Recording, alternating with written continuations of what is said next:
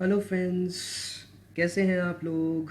I hope you all are fine and doing well. So dear aspirants, आपके साथ आज कुछ सवाल डिस्कस करने आया हूँ।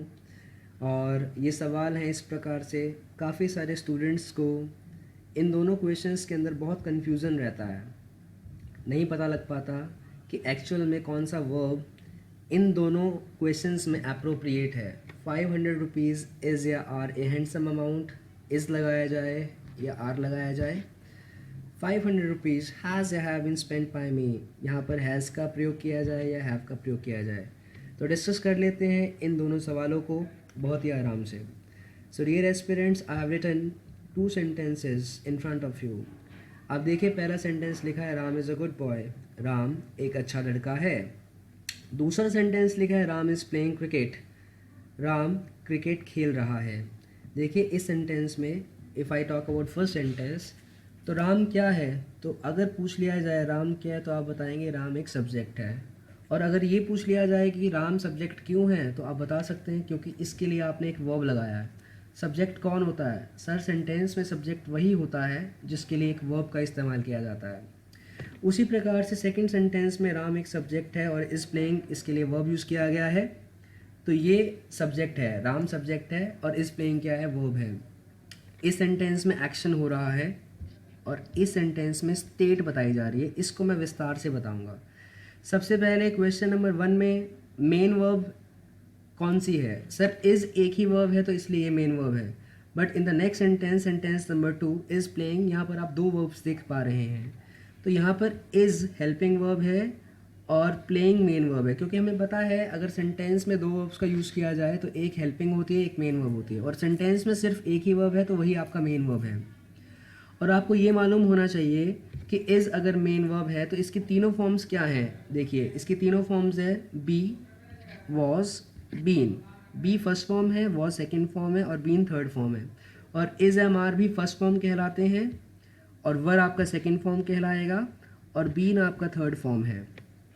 तो जहाँ पर be was been main verb का कार्य करते हैं, वहाँ पर सेंटेंस में सब्जेक्ट की स्टेट बताई जाती है। क्या बताई जाती है? स्टेट। और जहाँ पर सेंटेंस में इज़, एम आर, वॉज, वर, ये सभी वर्ब्स हेल्पिंग वर्ब का काम करते हैं, वहाँ पर एक्शन बताया जाता है, सब्जेक्ट का एक्शन बताया जाता है। तो राम इज़ प्लेइंग क्रिकेट, इस सेंटेंस में इज़ हेल्पिंग वर्ब है तो यहाँ पर एक्शन बताया जा रहा है, जबकि पहले सेंटेंस के अंदर क्या बताया जा रहा है? स्टेट बताया जा रहा है। और एक और बात याद रखिएगा, स्टेट के केस के अंदर जिन शब्दों से सब्जेक्ट की स्टेट बताई जाती है वो सब्जेक्ट कॉम्प्लीमेंट होते हैं। सब्जेक्ट कॉम्प्लीमेंट क्या होता है? सर सब्जेक्ट की इन्फॉर्मेशन बताने वाले शब्द। Ram is a good boy, तो राम की इन्फॉर्मेशन बताई जा रही है कि राम एक अच्छा लड़का है। तो ये 2 पॉइंट जो मैंने कवर किए हैं नीचे, when we use these verbs as main verb, we are talking about be was been, तो we are intended to talk about the state of the subject. तो हम बात कर रहे हैं स्टेट की, सब्जेक्ट की स्टेट बताते हैं अगर ये सारी वर्ब्स मेन वर्ब का काम करती हैं। और यही वर्ब्स अगर क्या बन जाएं? हेल्पिंग वर्ब्स बन जाएं, तो we talk about action of the subject. देखिए कुछ एग्जाम्पल से समझ लेते हैं। If I talk about sentence number first, Gita is an intelligent girl, तो यहाँ पर अगर आपसे पूछ लिया जाए कितनी वर्ब्स का यूज़ किया गया है, आप कहेंगे सर एक ही वर्ब है। तो एक ही वर्ब है तो यही क्या होगी आपकी? यही सर मेन वर्ब होगी। और आपको पता है sir is, am are, was, were अगर मेन वर्ब का काम करती है तो सेंटेंस में क्या बताया जाता है? स्टेट बताया जाता है। तो सब्जेक्ट क्या है? गीता है, इसकी स्टेट बताई जा रही है किन शब्दों से? एन इंटेलिजेंट गर्ल से।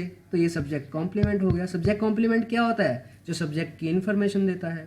The students are industrious, similarly are क्या है? मेन वर्ब है, एक ही वर्ब है। इंडस्ट्रियस का मतलब क्या होता है? मेहनती। ये क्या है? सब्जेक्ट कॉम्प्लीमेंट है। सब्जेक्ट कॉम्प्लीमेंट किसके बारे में बताता है? स्टूडेंट्स के बारे में बताता है। तो आपको बताना चाहता हूँ सब्जेक्ट कॉम्प्लीमेंट क्या है? जो सब्जेक्ट की स्टेट को बताता है। The shirt is white, shirt क्या है? सब्जेक्ट है। इज क्या है? मेन वर्ब है। वाइट क्या है? सब्जेक्ट कॉम्प्लीमेंट है। और सब्जेक्ट कॉम्प्लीमेंट बताता किसके बारे में है? सब्जेक्ट के बारे में बताता है। तो वाइट शर्ट है। प्रोग्राम क्या था? स्टुपेंडस था। तो स्टुपेंडस क्या हो गया? प्रोग्राम के बारे में बता रहा है, तो ये सब्जेक्ट कॉम्प्लीमेंट है। सब्जेक्ट कॉम्प्लीमेंट किसके बारे में बताता है? स्टेट के बारे में बताता है। और किस केस में? जहां पर be was been main verb का काम करते हैं। ये सिक क्या है? ही हैज बीन सिक।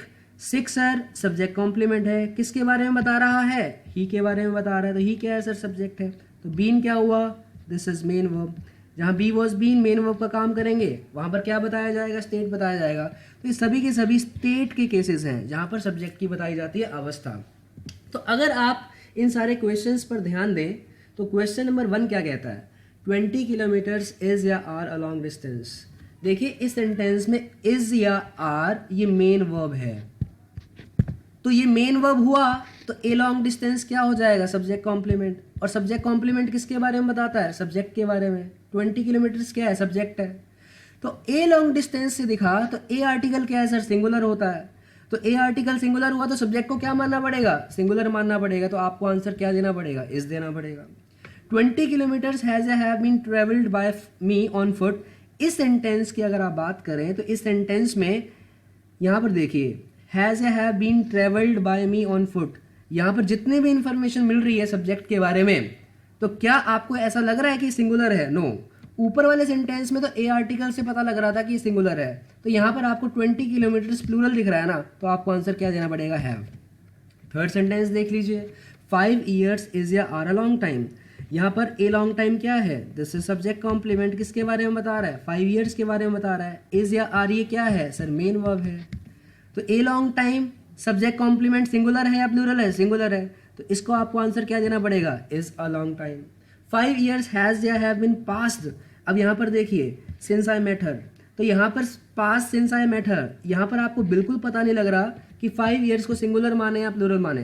तो आपको क्या मानना पड़ेगा सर, प्लूरल, क्योंकि यहाँ पर सब्जेक्ट कॉम्प्लीमेंट में इंफॉर्मेशन है ही नहीं कि ये सिंगुलर है, ए आर्टिकल दिखाई नहीं दे रहा है। अगले सेंटेंस में देखिए 5000 रुपीज इज या are a handsome amount. A handsome amount है सर, ए हैंडसम अमाउंट का मतलब सब्जेक्ट कॉम्प्लीमेंट क्या है, सिंगुलर है। सिंगुलर है तो सब्जेक्ट को क्या मानना पड़ेगा, सिंगुलर मानना पड़ेगा। 5000 रुपीज हैज या हैव बीन स्पेंड, यहाँ पर सब्जेक्ट कॉम्प्लीमेंट है ही नहीं, तो सब्जेक्ट कॉम्प्लीमेंट है ही नहीं, तो 5000 रुपीज जो लिखा है उसे क्या मानना पड़ेगा, प्लूरल मानना पड़ेगा। तो आपको आंसर क्या आएगा, हैव आएगा। आशा करूंगा कि सारे के सारे सेंटेंसेस आपको क्लियर होंगे और ये जो डाउट आपका 2 क्वेश्चंस में रहता है हमेशा, वो क्लियर हो गया होगा।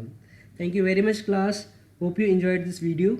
और अगर आपको वीडियो पसंद आई है तो अपने फ्रेंड्स की तरफ शेयर ज़रूर कीजिएगा। Thank you.